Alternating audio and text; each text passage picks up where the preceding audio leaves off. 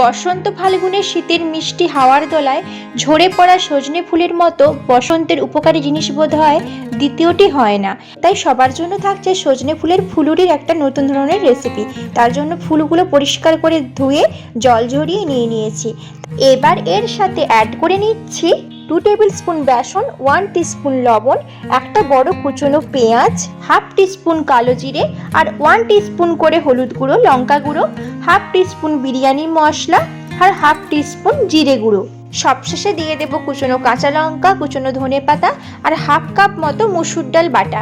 সব কিছু ভালোভাবে মিক্স করে আধ ঘন্টা মতো রেস্ট করতে দিয়ে দেব।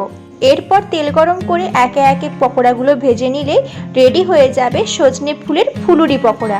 গরম ভাতেই বলুন আর গরম চায়ের সাথেই বলুন, দুটোর সাথেই কিন্তু ভীষণ সুন্দর যায় এই সজনে ফুলের পকোড়া।